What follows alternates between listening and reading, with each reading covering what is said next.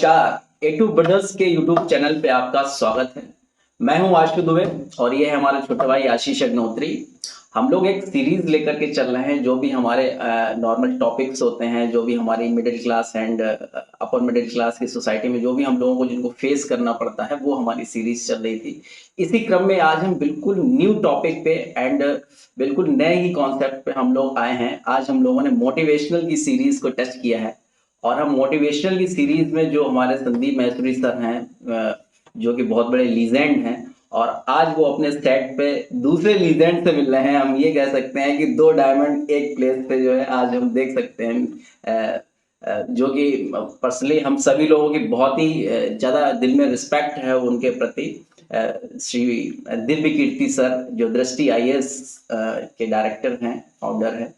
तो coaching industry में सबसे पुराना नाम है तो वो दिव्य कीर्ति सर का है। तो आज वो सर के सेट पे आए हुए हैं, संदीप मैसूरी के सेट पे। तो आज हम लोग देखते हैं, उसी पे हम लोग रिएक्शन देते हैं और देखते हैं क्या क्या चीजें सर आज हम लोगों को सिखाते हैं और क्या क्या हम उनके वीडियो से क्या क्या सीख पाते हैं। तो चलिए स्टार्ट करते हैं।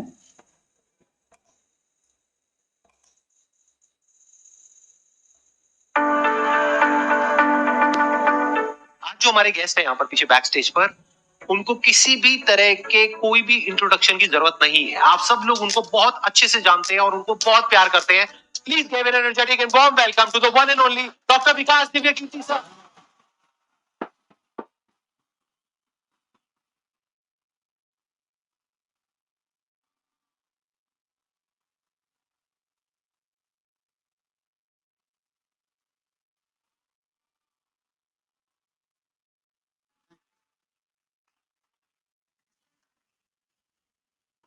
मैं सबसे पहले आपको धन्यवाद देना चाहता हूँ यहाँ पर आने के लिए। Thank you so much. क्योंकि जब से मैंने सीरीज शुरू करी है तब से हमारे कमेंट सेक्शन में कोई भी एक भी ऐसा वीडियो नहीं है जहां पर आपका नाम ना लिखा हो।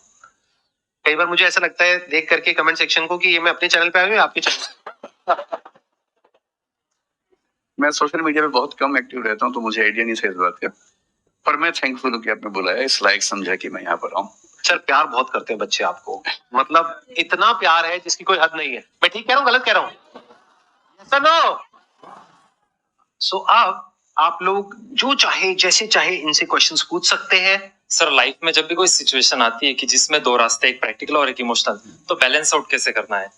इमोशनल और प्रैक्टिकल में हमेशा विरोध नहीं होता है, कभी कभी साथ भी चल सकता है। और सिर्फ इमोशनल कुछ नहीं होता, सिर्फ प्रैक्टिकल कुछ नहीं होता, प्रोपोर्शन का डिफरेंस होता है। जब इमोशंस आपके दिमाग पर बहुत हावी हो तो फैसला करने से बचना चाहिए, स्पेशली बड़ा फैसला।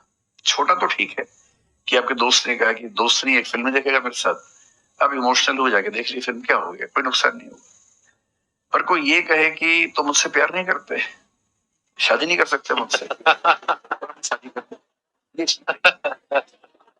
सिर्फ इमोशंस में आके बहुत बड़ा फैसला मत कीजिएगा, चाहे वो करियर का हो, चाहे पार्टनर का हो, चाहे कोई भी फैसला हो। प्रैक्टिकल इतना नहीं हो जाना है कि आप मशीन, रोबोट या पत्थर बन जाएं। क्योंकि आप कितने भी सक्सेसफुल हो, यदि आप इमोशनली सक्सेसफुल नहीं है, इमोशनली स्टेबल नहीं है, इमोशनली वेलबींग के स्टेट में नहीं है, तो आपकी सक्सेस किसी काम की नहीं है, एकदम मीनिंगलेस है। So the success in totality needs emotional happiness, emotional stability as well.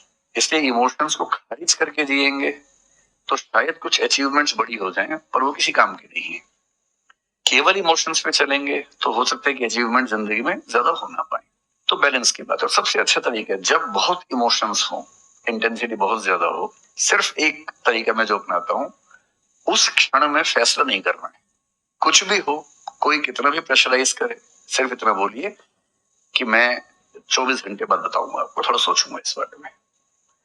और यदि आपने उस मोमेंट से खुद को बाहर निकाल लिया तो फिर आप डिटैच होकर देख पाएंगे और थोड़ा सा प्रैक्टिकल एलिमेंट भी रहे, इमोशनल एलिमेंट भी रहे, वो फैसले सबसे अच्छे रहेंगे लाइफ के लिए। मैं आपको एग्जांपल से बात समझाता हूँ। ऐसे लोग जो तैयारी कर रहे थे, अफेयर में थे, एक का सिलेक्शन हो गया, अब उसके सामने क्राइसिस ये है, स्पेशली किसी लड़की का हो गया, लड़के का नहीं होगा। अब हमारी सोसाइटी में ना, लड़की ऊंचे पद पे हो, लड़का ना सफल हुआ हो तो बड़ा मुश्किल है सोसाइटी में, उनको शायद दिक्कत नहीं है। अब वो लड़की प्रैक्टिकल नहीं है कि मैं तुमसे शादी करूं, ये कह के अगर हट जाती है और शादी करती है किसी ऐसे व्यक्ति से जो बहुत सफल है, I know many such people personally, मैं नाम नहीं बोल सकता किसी का। मैंने जनरली पाया है कि वो लोग लाइफ में बहुत फ्रस्ट्रेशन में रहे बाद में, क्योंकि सफलता के नाम पर, प्रैक्टिकल होने के नाम पे ऐसे व्यक्ति को चुना जिसके साथ वो रह नहीं सकते ठीक से।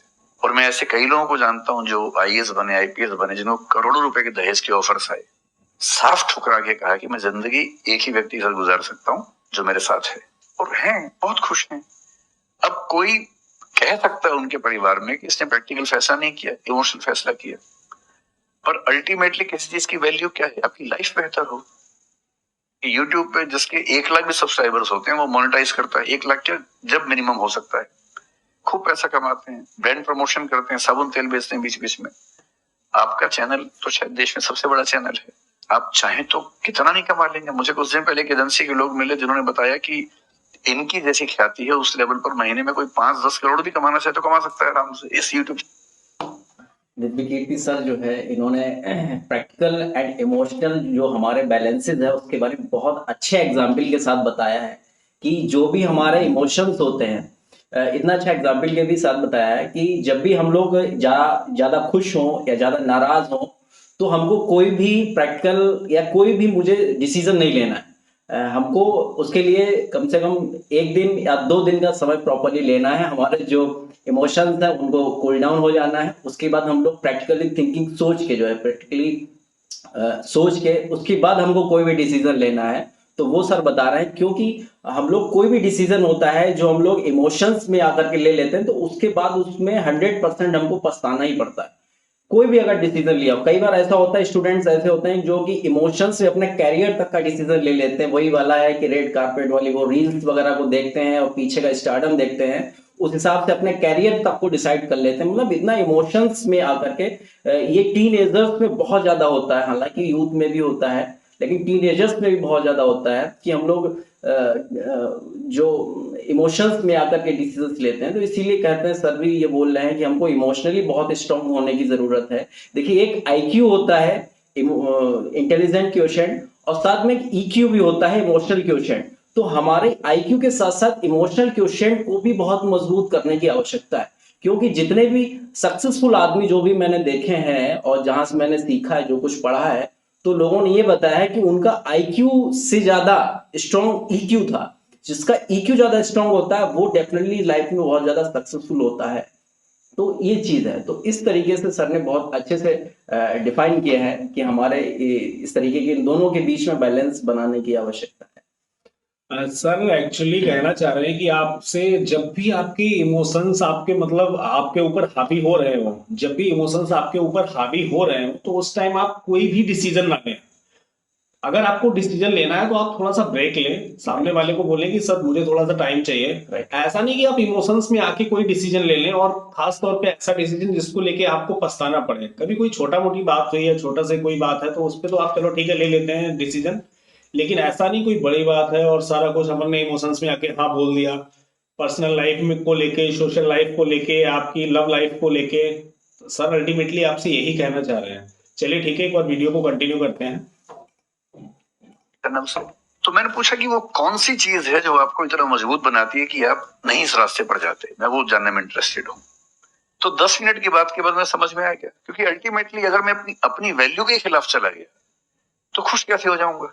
पैसा मुझे कैसे खुशी देगा जब मैं ही नहीं रहा? तो खुशी किस बात की? इसलिए इतना प्रैक्टिकल मत होना कि अपनी माँ के, पिता के, भाई बहन, दोस्त, जो प्रेमी प्रेमिका है उनके इमोशंस के साथ खेलने लगो। इतना प्रैक्टिकल कभी मत होना, इतना इमोशनल मत होना कोई आपको बेवकूफ बना सके, बात बात पर बेवकूफ बनाता रहे। और बैलेंस जिंदगी जो है ना वो मध्य मार्ग में है, जिंदगी एक्सट्रीम पे नहीं है, मध्य में है।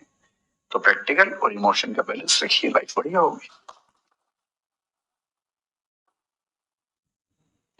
अभी सर ने आपको कितनी अच्छी बात बोली है कि आप प्रैक्टिकल और इमोशन दोनों का बैलेंस रखिए। अगर आप दोनों का बैलेंस रखते हैं तो आपकी लाइफ हमेशा ही अच्छे वे में जाएगी। अगर आप एक्सट्रीम लेवल पे कहीं पे भी जाके अगर आप इमोशन लाइफ में एक्सट्रीम लेवल पे जाके अगर डिसीजन लेते हैं वो भी गलत है। ज्यादा प्रैक्टिकल हो जाते हैं तो भी आप किसी ना किसी को अल्टीमेटली हर्ट ही करेंगे। जो बहुत ज्यादा प्रैक्टिकल लाइफ जीने लगता है ना तो वो अंततः किसी ना किसी को हर्ट ही करता है लास्ट में फाइनली। तो इसलिए दोनों के बीच में आप बैलेंस बना के रखिए। वो जरूरी है एक हैप्पी जीवन में, मतलब वही जरूरी है सिर्फ और सिर्फ। और अगर आपकी वैल्यूज ही पूरी नहीं हो रही हैं, आप अपनी वैल्यूज के ही खिलाफ जा रहे हैं, तो शायद ऐसी लाइफ का भी कोई मतलब नहीं है, ऐसे पैसे का भी कोई मतलब नहीं है, कि ना ही ऐसे फेम का कोई मतलब है कि जिसमें आप अपनी ही वैल्यूज के खिलाफ हो जाए। Right right. देखिए हमारे जो इमोशंस होते हैं ना, हमारे जो रिलेशन होते हैं, वो वाकई में इमोशनली बॉन्डिंग होती है उनमें। तो हम लोगों को इमोशंस जो है इमोशनली तो होना जरूरी है ही है, लेकिन क्या होता है हम किसी और के साथ जब हम इमोशनली कनेक्ट होते हैं तो क्या होता है कि हमको एज ए ग्रांटेड लेने लगता है। तो जब एज ए ग्रांटेड लेता है वो शख्स या एनी पर्सन, तो हमारा वो मिसयूज करता है। तो वही सर बता रहे हैं कि आपको इतना इमोशंस भी नहीं होना है कि आपका मिसयूज हो जाए, है ना। और आपको इतना प्रैक्टिकल भी नहीं होना है कि आप मतलब किसी के इमोशंस की कोई परवाह ही नहीं कर रहे हैं, आप मदर फादर के इमोशंस की कोई परवाह ही नहीं कर रहे हैं। मैं आपको एक एग्जांपल बताना चाहूंगा, मैंने बहुत सारी फैमिलीज में मैंने ये ऑब्जर्व किया है कि पेरेंट्स के लिए, माता पिता के लिए बच्चे बहुत अनमोल होते हैं और बहुत इंपॉर्टेंट होते हैं उनके लिए, जो है बहुत ही क्लोज रिलेशन होते हैं, और बच्चे के लिए भी उनके माता पिता बहुत होते हैं। मैंने ये देखा है कि फैमिली में मतलब कि बच्चे इतना प्रैक्टिकल हो जाते हैं कभी कभी कि उनका जो फाइनेंशियल होता है, फाइनेंशियल में वो अपने माँ बाप से तक हिसाब किताब करते हैं। ये मैंने बहुत बार देखा है। मतलब इतना ज्यादा, मतलब आप क्या आप मतलब खुद सोचिए, अगर जो मैं आपसे जो मैं ये एग्जाम्पल बता रहा हूँ आपको खुद बुरा लगता होगा, है ना, लेकिन आपने खुद इस तरीके के बच्चे देखेंगे जो माँ बाप से खुद अपने से ही हिसाब करने के लिए बैठते हैं, है ना।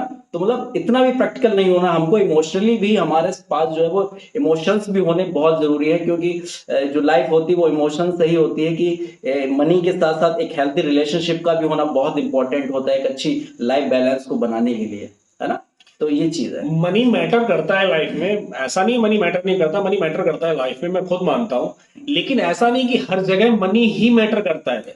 यार इमोशंस ही अगर नहीं है तो फिर मेरे हिसाब से तो आपकी लाइफ में कुछ है ही नहीं। अगर आप इमोशंस को साइड से रख देते हैं तो फिर ऐसी लाइफ बकवास है। और ये चीज है, तो इस वजह से प्रैक्टिकल एंड लिए अच्छा हमारा जो वीडियो है वो बहुत लंबा हो जाएगा, इस वजह से मैं छोटे छोटे सेक्शंस में उसको पार्ट को डिवाइड करके हम वीडियो देखेंगे, और हम लोग जो है सर से धीरे धीरे करके सारी चीजें एक एक करके सीखेंगे, क्योंकि वीडियो का पार्ट बहुत लंबा हो रहा है, इस वजह से हम इसको पार्ट्स में लेकर के आएंगे। तो अब हम अगले सेक्शन में मिलते हैं, पार्ट 2 में हम लोग मिलते हैं। पार्ट 2 में देखते हैं कि सर से हम लोग क्या क्या सीखते हैं और क्या चीजें हमको सर सिखाते हैं। So let's meet in part 2, and don't forget to like and subscribe. Thank you very much.